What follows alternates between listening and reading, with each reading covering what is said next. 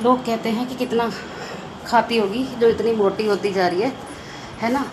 लेकिन भाई लेडीज़ों के पास ना बहुत सारे काम होते हैं, ठीक है। अभी सुबह के बजे हैं 9:15 और मेरा अब जाके झाड़ू पोछा सब कुछ सारा काम हो गया है। और मैं सुबह से ऐसी लगी पड़ी हूँ ना, पसीने पसीने हो रही हूँ, पूरा सूट भीगा पड़ा है। अब नहाने जाऊँगी, पूजा करूँगी, देखती हूँ पूजा मम्मी कर लेगी वैसे तो।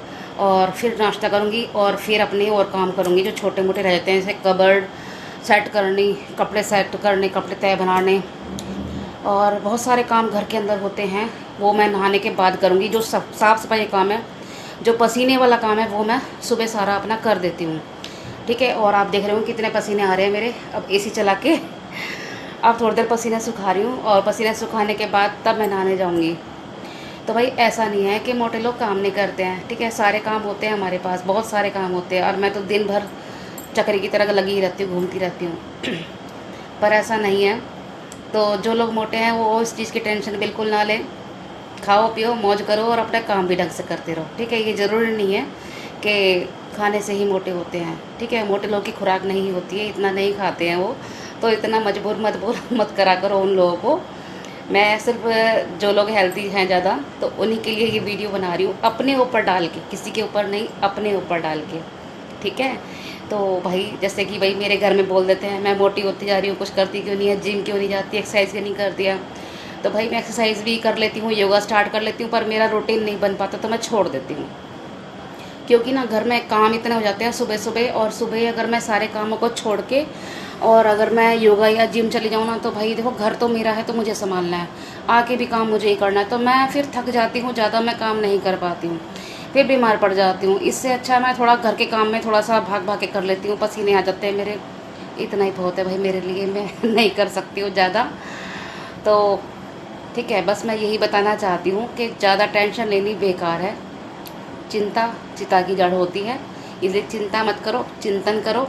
काम करती रहती हूँ, भजन लगा लेती हूँ, ठीक है, स्पीकर में फुल आवाज़ करके गाने चलाती हूँ, कभी कभी मंदी आवाज़ में भी चला लेती हूँ, जैसा मन करता है वैसा कर लेती हूँ। और सुबह विशु को स्कूल भेज के ये चले जाते हैं अपनी ड्यूटी, मम्मी मंदिर चली जाती है और मैं अपने घर के काम में लग जाती हूँ। मम्मी मंदिर से आई है अभी, और आके मम्मी ने थोड़ी देर टीवी देखा जब तक मैं पोंछा लगा रही थी। तो भाई मेरा सारा काम हो गया है घर का। अब मम्मी अपना पाठ वाठ करती रहती है मंदिर के सामने बैठ के, जो उन्हें करना होता है।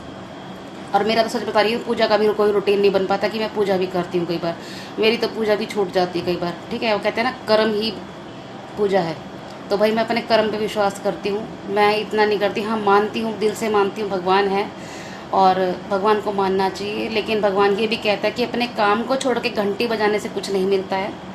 पहले काम ज़रूरी है, पहले अपनी जो भगवान ने हमें ग्रस्त जीवन दे रखा है वो ज़रूरी है। तो ग्रस्त जीवन में रह के ही हम कुछ कर लें तो कर लें, नहीं हो पाता है तो कोई बात नहीं, पहले अपने परिवार का काम देखो। अपने परिवार के बच्चे हैं, बड़े हैं, वो भूखे ना रहें, हमारे घर का साफ़ सुथरा व्यस्त रहे हमारे घर, और हमारे पास जो काम है वो हम तसल्ली बख्श कर सके, यही हमारी पूजा है।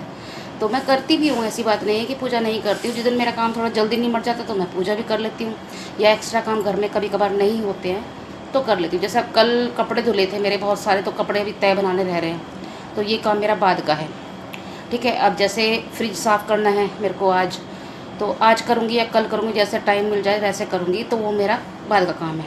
नहाने के बाद भी हम ये वाले काम कर सकते हैं थोड़े बहुत। बाकी झाड़ू पोछा, साफ़ सफाई, डस्टिंग, किचन क्लीन होना, ये चीज़ें ज़रूरी हो जाती है ना।